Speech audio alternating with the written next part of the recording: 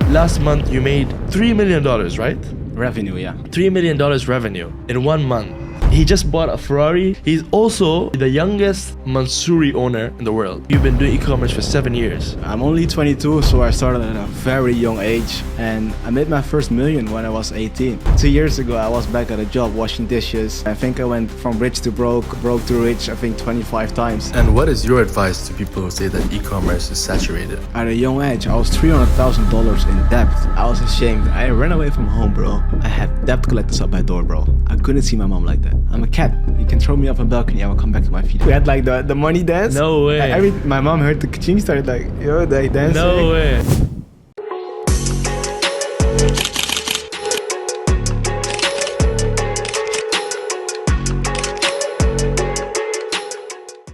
Good afternoon, and thank you for returning back to the channel, the podcast where we discuss business, self-improvement, and personal finance.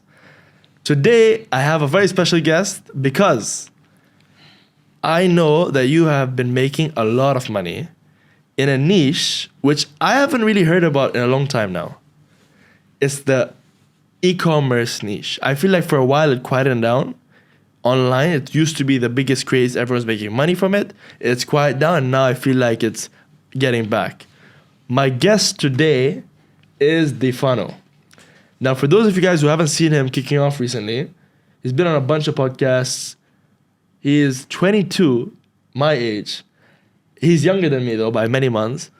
And he has a crazy car collection. Obviously, he's making a lot of money. Last month, you made $3 million, right? Revenue, yeah. $3 million revenue in 1 month. Black Friday, I assume that's why and stuff. $3 million is no joke, all right?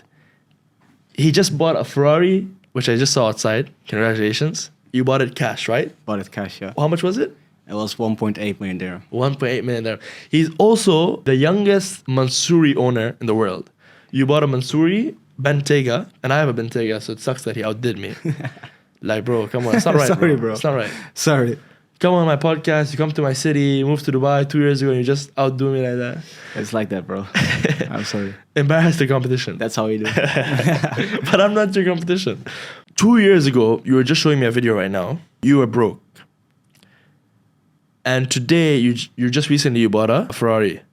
Talk to me about this 2-year journey, and before that as well, because you told me you've been doing e-commerce for 7 years. Yeah. Talk to me a bit about your life story and your journey. Yeah. Well, first of all, thank you for having me. I feel honorable to be in this chair. You had some amazing guests, and I've been a big fan of the podcast for a long time. Thank you so much, bro. Thanks for coming. It feels good to be here, and I really want to thank you for that, first of all. My G.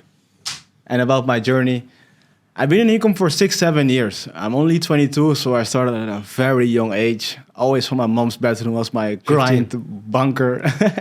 I still went to school, done my pizza delivery job, and was just focused on making a side hustle because there was some sort of fire inside of me, some sort of burning and misunderstanding about money. I saw people driving supercars. I saw people making money. I just didn't understand why or how. It just didn't come up to me. So I always was trying to find answers. And that's why I also really realized at a very young age, hey, I need to make money. There is some secret people know that I don't know about, right? So that's how I started at a very young age. And I was always the guy that took maximum risk. I was always the guy that didn't think. I just did whatever came to mind. I never had excuses. And I made my first million when I was 18. And 18 years old. I made my first million when I was 18 years old. $1 million. You were in Amsterdam at the time. In Amsterdam at the time. And just like you've seen, I show you the videos and everything. 2 years ago, I was back at a job washing dishes, moving furniture around in houses and offices and everything. I went up and down. I think I went from rich to broke, broke to rich, I think 25 times. 25 times. It's been a journey, man. And it really learned me a lot, and it built the character I am today. That built my who I am, you know. Yeah. I'm really proud of that. At the time, it was suffering. It was really pain, but you went into a lot of debt as well. I think you were mentioning. I went to a lot of debt. At 17, it went crazy in the first COVID lockdown. I started selling home fitness products. Oh, nice. When the gyms were closed, and that just took off. Okay. Massive. I sold that throughout all Europe. That's smart. It just started scaling. And it was just a one-man business. Yeah. I was 17. I just quit school last week. I was just, okay, I'm a millionaire now almost. I was calculating, okay, when I'm going to buy our first Lambo and everything. I didn't even have my license. When I'm going to move to Dubai, get an Exactly, Lamborghini. exactly. So I started seeing success at a young age, but I got humbled very quick. I was a one-man business. I was only focused on the front end of the business. I didn't care about supply chain, making sure customer experience is top-notch, making sure I actually have a sustainable business. I didn't know what a P&L sheet was or how to actually run a business. And I learned that the hard way. Private or the payment processing really dealt with me in a tough way. I was over leveraging credit cards when I even wasn't 18 plus, and over leveraging a lot of credit and had to pay back suppliers. And at one time I didn't get my payout because processors wasn't happy with the way I had my customer experience going on. Didn't get my payout, over leveraged all my credit, and boom, from day to day I was in debt. I never worried about taxes and nothing. I was just focusing on scaling the ads and the rest will come. And one day, taxman had to come to my door and I was like, hey, Knock, knock. knock, knock, time to pay. And I was like, oh, that's going to be a problem. So everything I have in my knowledge and the things I learned that the hardest way possible. And I'm really glad I did that, honestly. Nice. And now you're starting your online journey to help people make sure that they don't make those Yeah. same mistakes starting out. And you're also on a very interesting journey, which I want to talk about because I'll be following this journey very closely. Yeah. Difaino is on a journey to get a Bugatti Chiron, Bugatti Chiron in 1 year. 1 year's time. So what date is the date of the ETA of the Chiron? December 2025. December 2025. You will have a Chiron, Bugatti Chiron. December 2025, I will have a Chiron, Bugatti Chiron, bought cash. 100%. 110%. I'm not close at all. I told you this. I'm not close at all. I don't know how I'm going to do it, but I will find a way. I want to make a statement out there that you can achieve anything you set your mind to. I mean, you are kind of close. You have Ferrari, you have some nice cars, but you're still, yeah. Bugatti is different levels. Bugatti is $4 million, level. It's, That's levels to this shit. it's levels to this shit. And I want to make that statement out there. I also want to make the statement that you should enjoy the journey. I'm going to document everything. All business decisions I make, all the times I suffer, I fail, I go through pain, because that's still going on today. I still make mistakes. I still learn a lot, And I want to document that and show the people what's really like running a business at a young age, living in Dubai. Because people might assume that I have this fancy lifestyle. Of course, it all looks fancy. It is fancy, but at the end of it, I could have been comfortable way back, months back. Yeah. But I have the Ferrari in the garage. For the rest of it, we are just in the bunker, I'm just at home 12 hours a day, just working and doing the things I need to do. I have responsibilities to take care of. I have over 50 people on a payroll right now. 50 people in your team? We have a huge team, man. Wow. Impressive, man. Yeah. Honestly, you impressed me, bro. Which is why I was interested in having this conversation because e-commerce for me is something I've always felt is a sure way to make money. Especially today, given how easy it is to have content go viral. Yeah. It seems obvious to me that you could today post a video on TikTok, which could get easily 1 million views, a video you take on a simple mobile phone in your house. Yeah. And you could post that video without even having the product or without having anything besides a website. You've done nothing, right? And you just have a website that accepts a payment processor. Yeah. And if you film a good video of that product, you get millions of views. And that could translate to millions of dollars, which then later on you could worry about getting the product shipped to those people. Obviously, they're going to be upset with the shipping times, Exactly. which you'd have to be transparent about to be ethical. But it's insane how quick that sounds. The only reason I didn't get into it as much was I felt like the process of it was so boring. I'll be honest. When I started my online journey, money-making journey, e-com seemed like the most boring way. Like you got to sit alone in your house in front of a laptop, making a website, making a logo, It seemed very tedious, like boring work.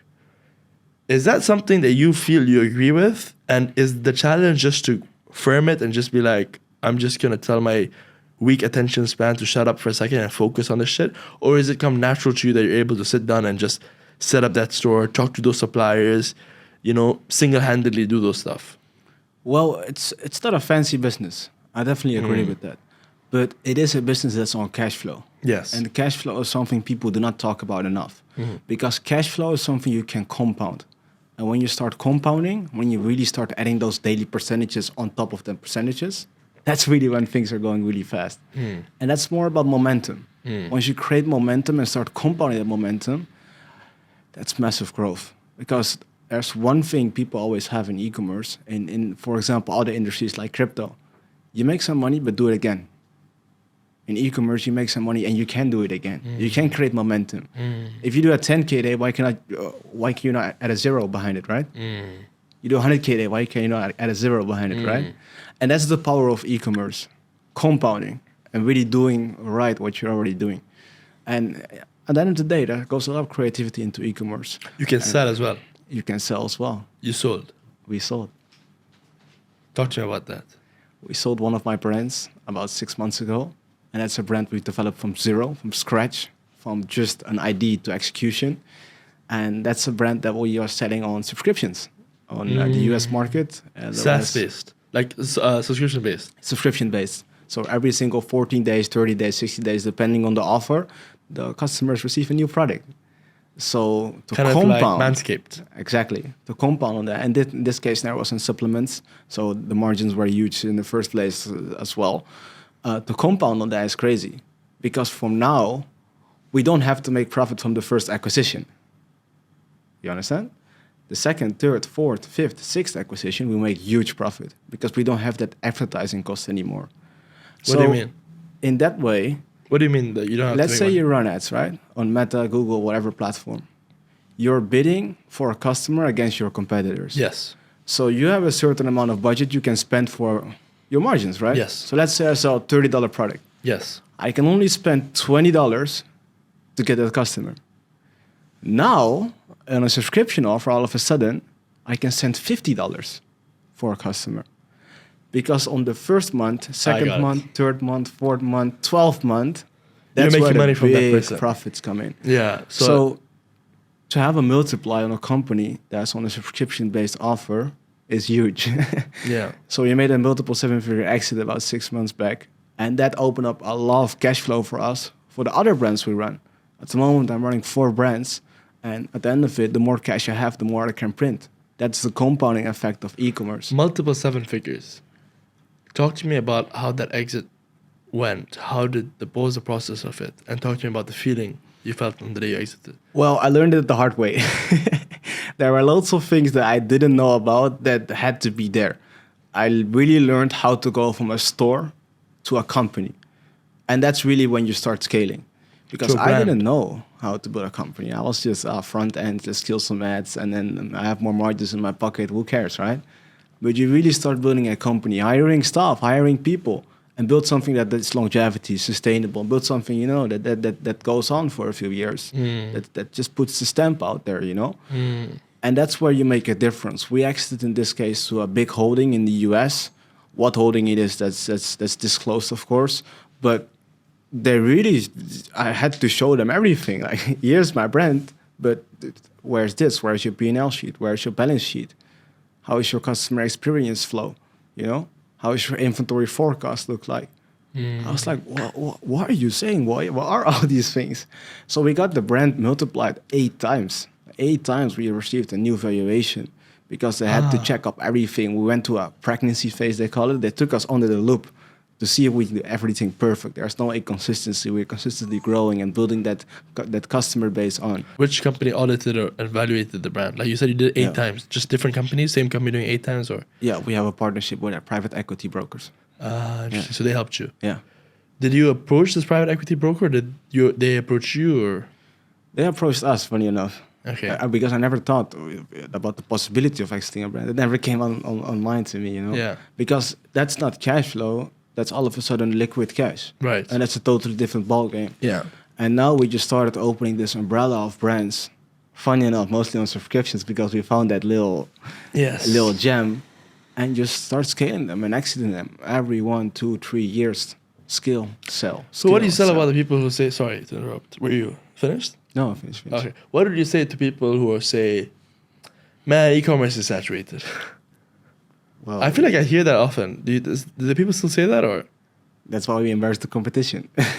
There's no competition anymore. Well, e-commerce is saturated in a way that's not easy anymore. before 2016, it used to be super easy. There was the time that everyone sold courses and everyone was able to scale some dropshipping stores. You sell some AliExpress products and that's it. E-commerce is not like that anymore. You build a company. Yeah. You don't build a Shopify store anymore and sell some AliExpress products. No, you have a company. And not many people are capable of that, you know? So it's different ballgame. I really believe right now in the day of age of e-commerce, there's just really small players and really big players. There's no in-between anymore. Interesting, yeah. You know? That But makes sense. before, there was only the in-between.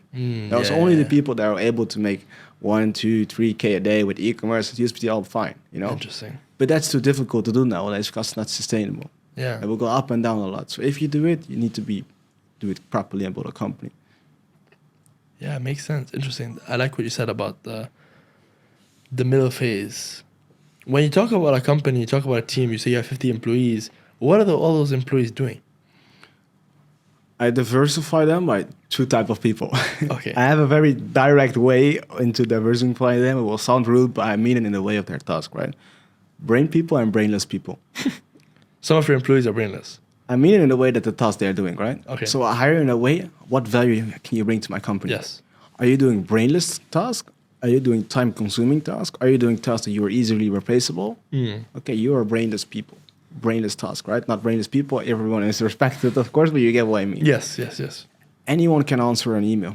Yeah. Anyone can do customer service. Basically, anyone can create a logo, like the simple task, you know? Yeah. Then I have brain people. And these are the people that help me scale my company.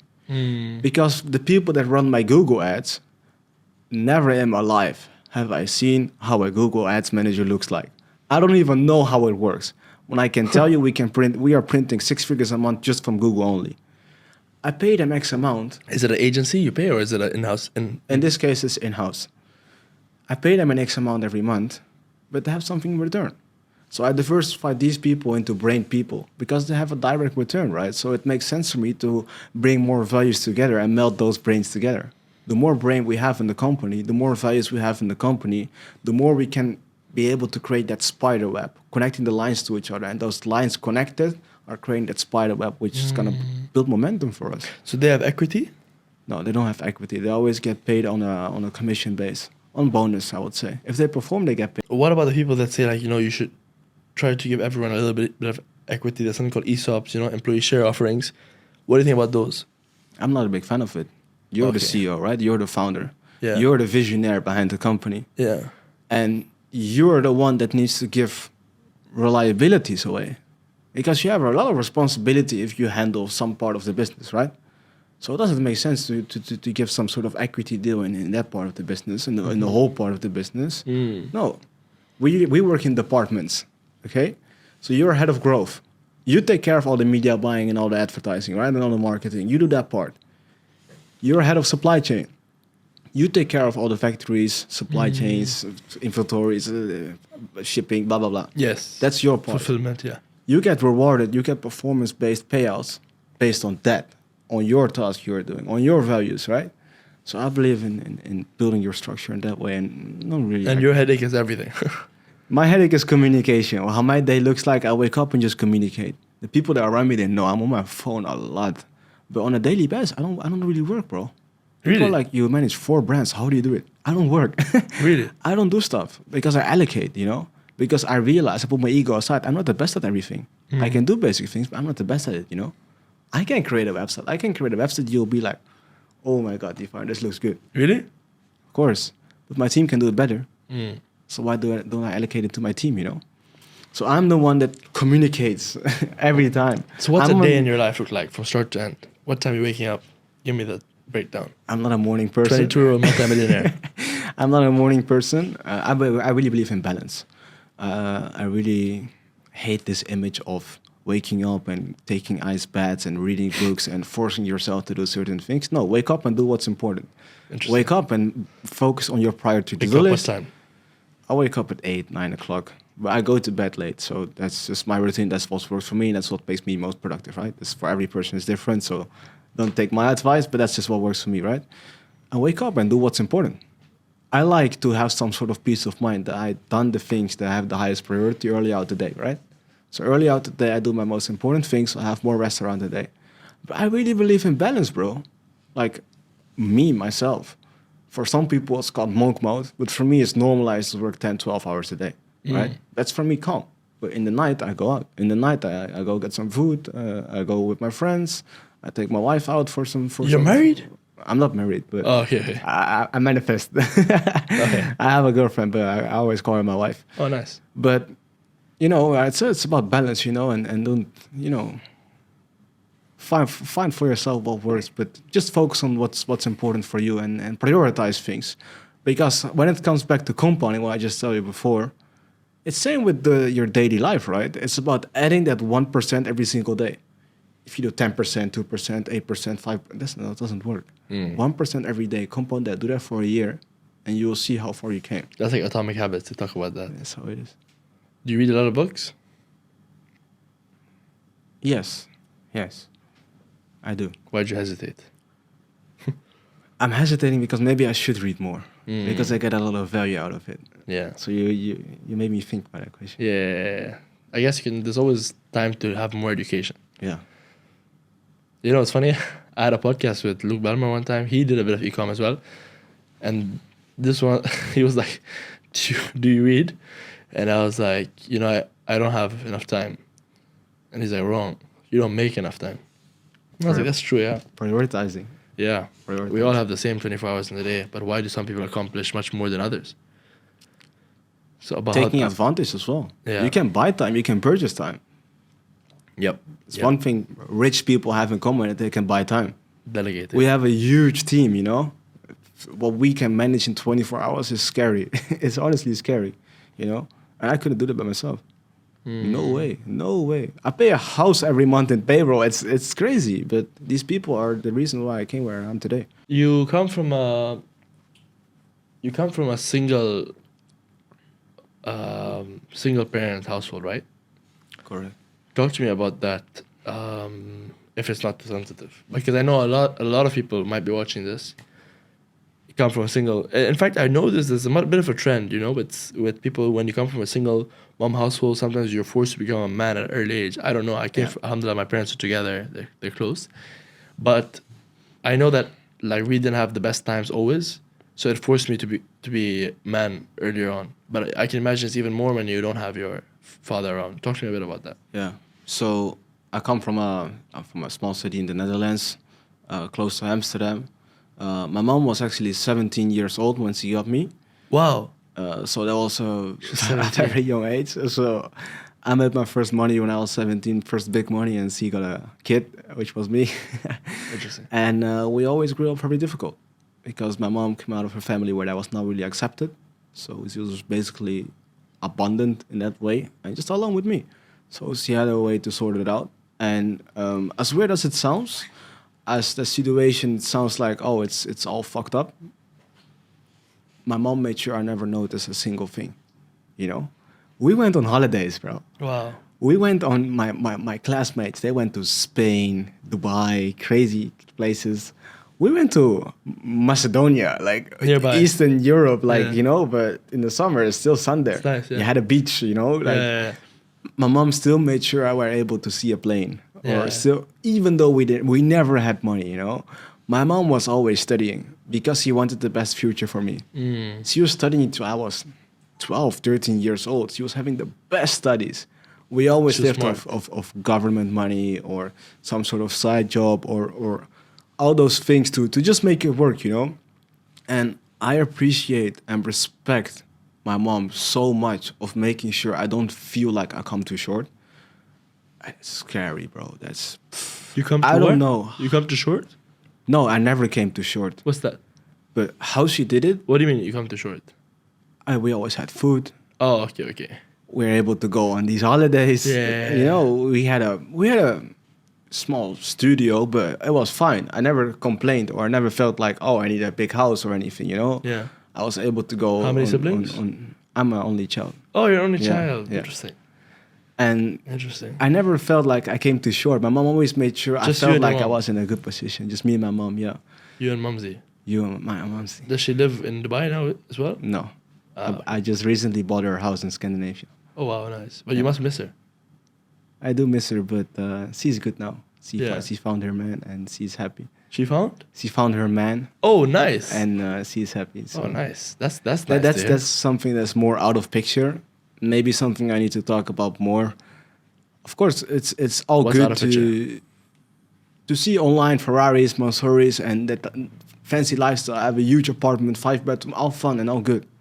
But before I was there, my mom was having a house that's fully paid off. You know, she doesn't have a mortgage. She's retired. You know, she has her own e-commerce store. Funny enough. Really? Yeah, she's selling this vintage art stuff, and Wow. she's just enjoying literally life, bro. She's taken care of. Nice. And I don't really include that. I don't really show the people, but for me, it makes sense. It makes sense for me to make sure my mom is comfortable, living life, and just good, in a good position before I buy a Ferrari or fucking, well, what's the 1.8, you know?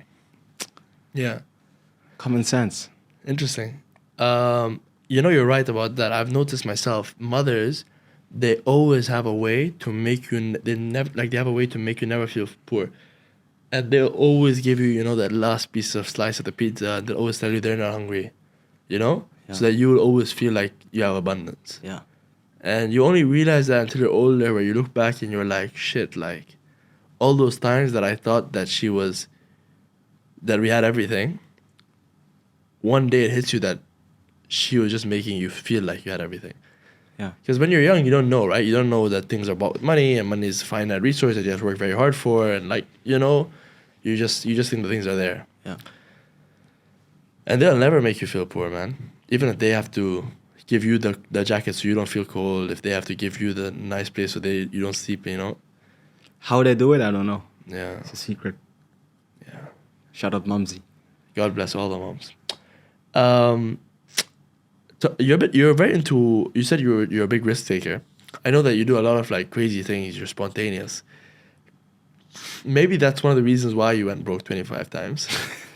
Do you think that your attitude towards risk has like decreased now that you are gone broke so many times, or do you feel like you have that same attitude, or maybe it wasn't that attitude? For example, I know that you went on a podcast recently, and you got both the host Rolexes, which, by the way, I'm still thinking, low key, like I'm just waiting, like, is it gonna come from somewhere here, or your attitude towards risk? Talk to me about it. For me, it's gonna sound very weird. For me, I'm in a continuously war with the man in the mirror.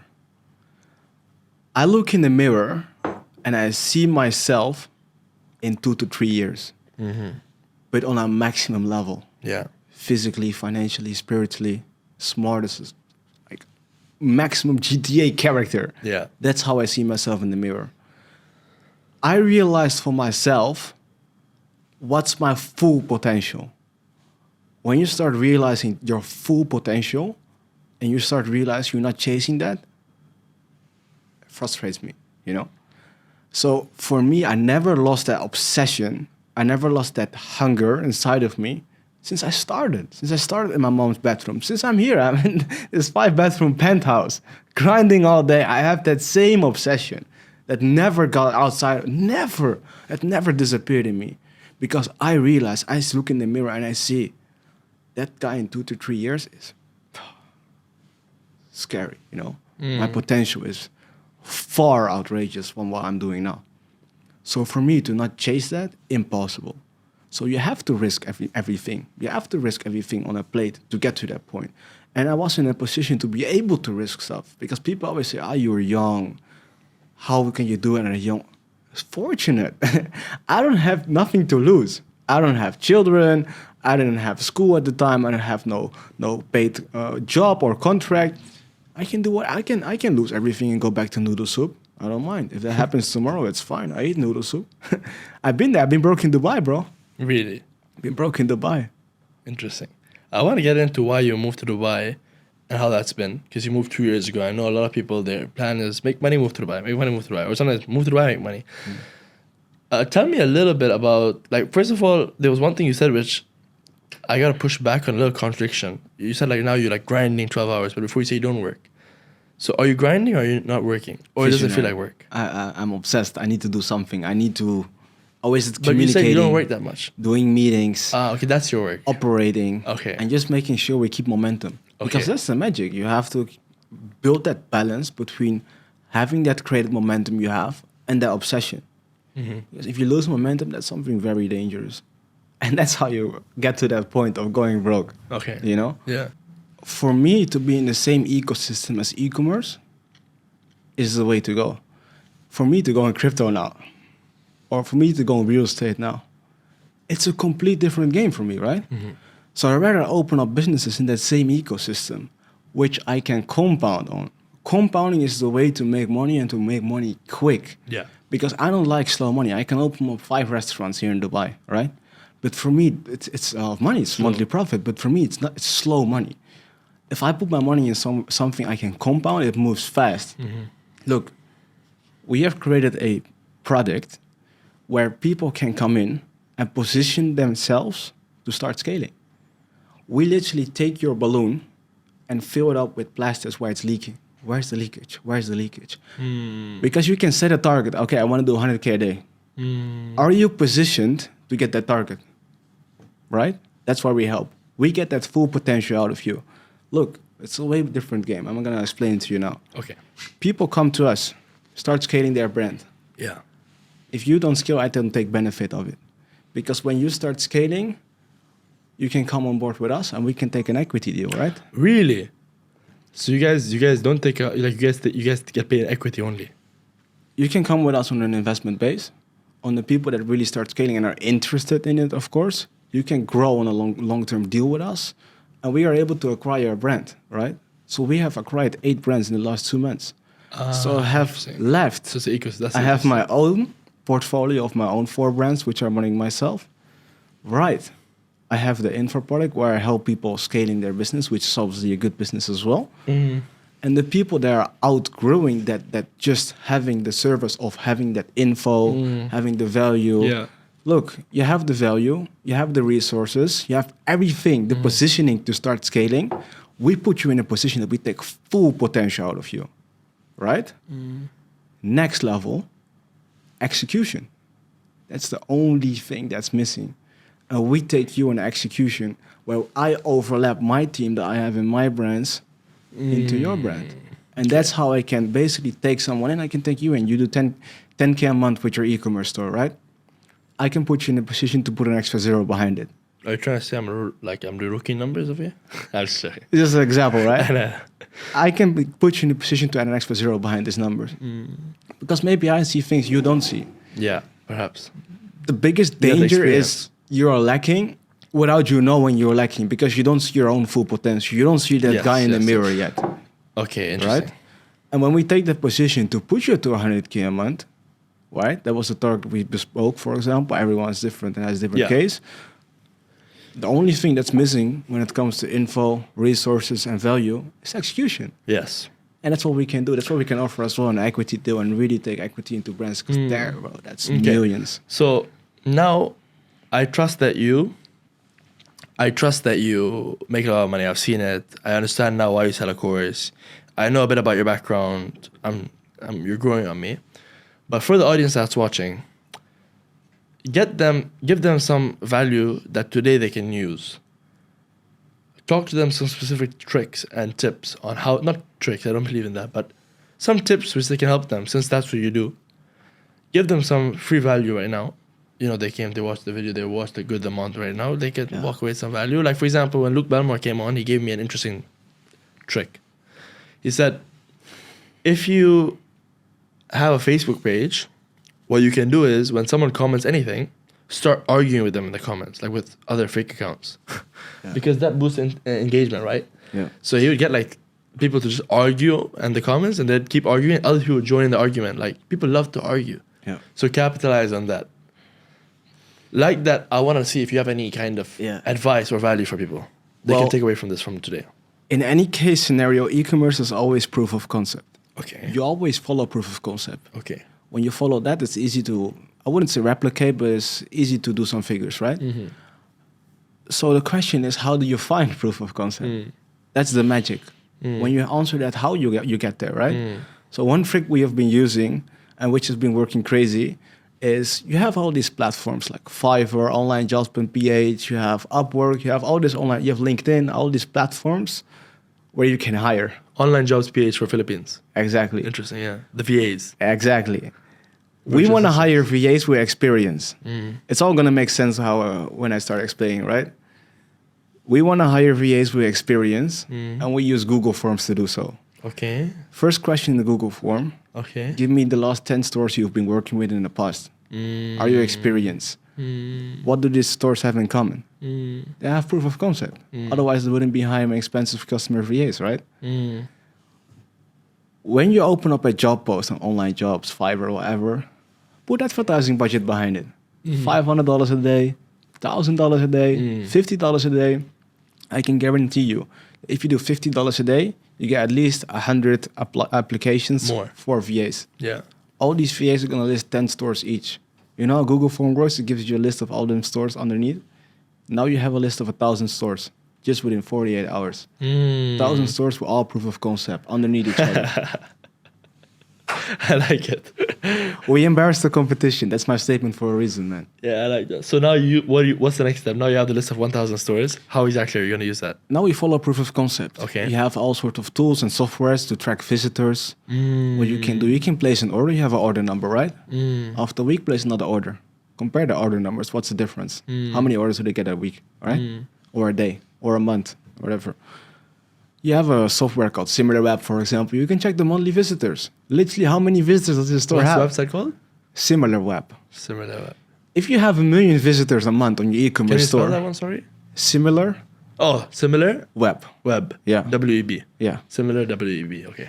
If you have a monthly visitors on your e-commerce store, you must be printing money. Yeah. What's a good amount? Like, what's like a top amount? I would say visitors, 1% of that is amount of orders. Okay. Okay. Yeah. Interesting. So, sorry, continue. And The that's game- how you the find some, strategy. that's the game. That's how you find some winning strategies and things that work. You're dropping free game. And when you find things that work, things are going to make sense more, you know? And for now, I can look at a store. I don't have to track the visitors. I don't have to track this. I can see, this store makes money. I And feel one you on step that. 'Cause ahead. even in my business, if I look at like a good ad, like a good influencer ad, I can be like, that's shit. It performs shit. And I just Exactly. know. Yeah. One step ahead. And it's about quantity. Nice. I like that one. And then Anything else? I would say test. Okay. It's the most fucked up answer you can give in e-com. but yeah. But a lot of people start thinking. But you need to get well at reading data. I always say when you can read data, you cannot be unprofitable. Because you can exactly pinpoint where it's going wrong, right? You can exactly pinpoint what to adjust, what to change, and how to become profitable. People are not collecting data enough. If you start testing and set your emotions aside, look at the numbers and see whatever it's printing, right? Follow proof of concept. And that's how you operate in e-com. Nice. Nice. Okay. Interesting. I like you, bro. You're an interesting guy. In fact, you know what? I want to wrap this up. I want to wrap it up on a good note. Give us like an interesting story from your life, just for fun. Give us like a good, interesting, maybe emotional, maybe an interesting story. Ooh. Maybe my first meal. Oh, yes. Okay, tell me about it. The story of your first $1 million at what age? 18? 18. I think 17, 18. Young. Okay. Honestly, first meal doesn't hit that hard. First 100K hits.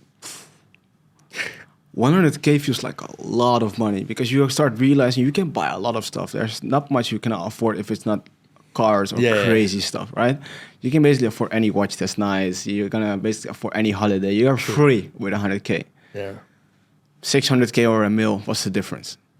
See, Yeah. for me, a meal wasn't that big or that big of an achievement, if I can say But that. sometimes takes a long time to get Takes a to long get time. Not for you. But I get what you mean. But I get what you mean. I can't relate. my magic came with that second meal Okay. because I touched my first meal, but 3 years later, I was still washing dishes. I was still moving furniture. And to get rid of that confidence and set my ego aside to do that job and knowing that I was capable of making $1 million at a young age, that was humbling. It was humbling. And the people that I worked with at the time, they had no idea. So I was just ashamed of me going broke, of me failing, of me making those mistakes, which make me end up there. I was always ashamed of telling people, still to this day. It's just that I open up about it very recently because now I'm proud because the things I've achieved now, right? Yeah. But with me being in such crazy debt at a young age, I was $300,000 in debt at 18, 19. You can work any job, but it's going to take a while. I couldn't apply at McDonald's and just find my way out. No, I had to make it work, right? For me to prove myself, I was able to make that second meal. That was it for me. And that one took a while. That one really took a while. Because everything that I made, or was it from a job, or was it from sort of side hustle, or was it from anything I was trying to collect money from, I really became a hustler. I don't even know how I did it if I look back at it, right? And for me to make that second meal, that was like, oh, I did it. That was a statement. And that's why I came to mind, you can achieve anything you set your mind to. And that's why this road to Bugatti, right? And I really want to put a statement out there. You can achieve anything you set your mind to, right? Yeah. Just embrace the competition. We have the school community. We call it embrace the competition for a reason, right? School community is $1 a day. I can guarantee you that we have outcompeted every single course out there for $1 a day. Embrace competition. Yeah, people don't like it, they just leave. Try it out and leave. $1. I'll give you a refund. Go buy you can even buy coffee with that. Interesting. Yeah. Statement, man. Interesting. Okay. I have a good question to end this off. Difaino, your mom, she's single. So Difaino, you're living in a single mom household of government benefits, whatever. You make your first $1 million. Your mom is thinking, what? Like, what is the feeling? You reach $1 million. You're living off government benefits, single mom. She only has you. It's just you two. You're her only son. You're her last hope for financial freedom, potentially. Yeah. At that point, she doesn't have another man in her life. What's that feeling like for her? And then later on, when you lose it and you go $300,000 in debt. Yeah, I I was ashamed. I ran away from home, bro. I was in Thailand. I was in Spain because I was ashamed to be home. I had debt collectors at my door, bro. I couldn't see my mom like that. I didn't want to be. Talk to me first in about the first $1 million. That was when you lost it. But talk to me about the feeling of getting it.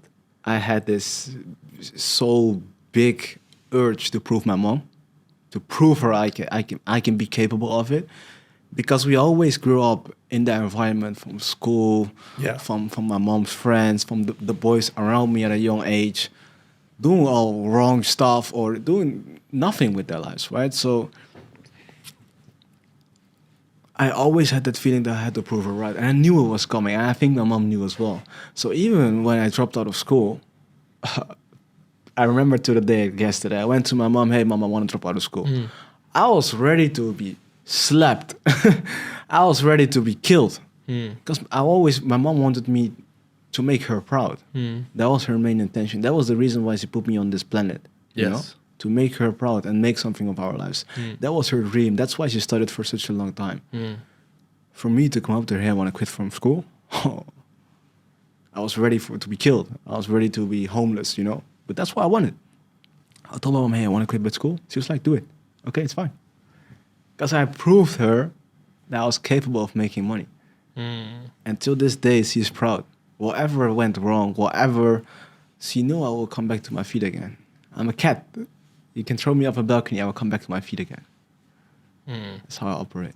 And then, was there a moment where you told her, Mama, look, $1 million? Or no? I think it was more special when it really first started popping off.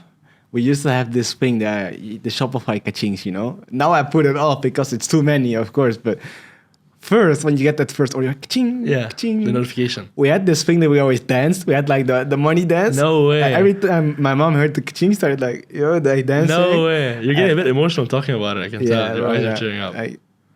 That's when you really like, oh, that's seeing a proud mom is what matters, bro. Like I said, Ferraris and stuff is fun. Bugatti is gonna be fun, but nah, man, that's what matters for me, bro. That's what matters for me. And even when I came to my mom's new house for the first time, which is recently, I bought her a new house in Scandinavia because I wanted to move away from the Netherlands. That's another podcast to explain. But to arrive in that house that I was able to basically get for them, I was like, the fuck, you know? I was like, I created this opportunity. And that's when it kicks in like, whoa, how did I do this, you know? Because at the end of it, materials, the watches, who cares, bro? Take it from me tomorrow. Yeah, family is everything, and for you, that's your mom. Everything. You know, so I can imagine. I can't imagine that. And my mom is young. I'm like good. It's like your homeboy. yeah, best friend. You know, I seen her growing up. I'm 22 now. I was 5 years old when she was 22. I seen her growing up, bro. Oh my god, that's true. You know, you were 5. it's her first time on this planet too. Yeah. I showed her Dubai. You know, bro. People don't know what that feels like, bro. Yeah. I show her Burj Al Arab. She's like, oh. You know, that's and like she's young, and she's still young. like she can still like take it in and she can still enjoy it. Exactly. And for me, that's beautiful. Would you have kids young as well because of that? Yeah. You'd rather have it young. I'm not planning, but you know, if it comes, it comes. I will be open to that, yeah, for sure. Yeah, I think me too. I'm planning having kids young. I think something very beautiful. I want to leave some children on this planet, 100%. Yeah. But yeah, you said when you lost the money, how did you feel? Lost. I didn't know where to begin. Did she tell you you're an idiot? My mom or me? No, your mom. Did she tell you, Difaino, you're an idiot? Well, I was type of hiding it from her. I don't think she was that aware of what was happening. Yeah. She was to start some sort of form aware, but to what level? I still don't know if she really is aware of the amount, you know. But of course, she sees the letters, she sees the debt collectors and everything. But besides that, yeah. And what did she tell you? Did she call you and be like, what the fuck is this, bro? She was not trying to bring me down. Okay. She was trying to help. That's good. Because all of a sudden, hey, Difaino, let's make a finance sheet. You know? Did she help you with some of the work? Yeah, she always helped me. She was packing orders with me when I first done my first brand. No way. I didn't do dropshipping. I bought my first products. Mom and son do. The whole bedroom, I can send you pictures. The whole bedroom full with packages everywhere. And my mom always helped out. It was more, she was always open to think with me and bring her input in. And I don't think she ever brought the message out, hey, you failed, or no, you need to fix your stuff. No, she was always like, oh, it's good. That will take some time, but he will get up there. And she helped me a lot, even with finances. Like when I couldn't pay an invoice that needed to be paid, she was there, you know. Last bit. What's your plan for the Bugatti? How are you gonna buy it? I'll find a way. Do you have a plan in mind? Yes, I have a plan in mind. You have a public store which you're gonna. Maybe by the time this episode lives, we can show them the stores. They can track the progress as well. I want to put my money where my mouth is. It's probably going to be one of the live demonstrations of a store going from like a small amount to a big amount, you know? Exactly. I want to walk the talk. I want to show the people actually in full transparency how we operate. Because I've been explaining to the community, to the people, hey, I do this and that, and this is the way I made $250,000 a day. On Black Friday, we almost did $400K in one day. Wow. I show the people how we done it, but they don't have a vision with it because I'm this close with my brands. It's sensitive. But I'm like, fuck it.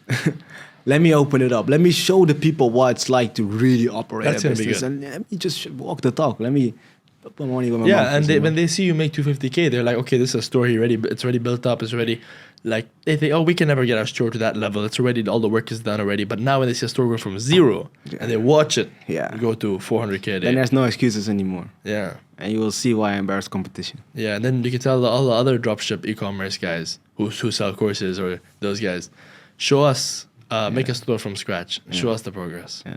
You know? Little flies. Big talk, 22-year-old, but you have to be that way, man. I respect it. The game's the game. The game's the game. Thank you so much for coming. Thank you, Ahmed. Thank you, brother. Any last words for any viewers? I think this was an amazing episode. Like, bro, this was value, stories. It was phenomenal, interesting. 100%. Any last advice? I think I want to bring the message out for the people at home. You can achieve anything you set your mind to and realize for yourself what's your full potential. Look at that guy in the mirror and chase that full potential. Go and war with that guy and just every day compound. 1%, 1%, 1%. After a year, how many percentages are you? Yeah. That's it, man. Nice. Thanks, brother. Take care. Thank you, bro. Let's have a great time. Take care, bro.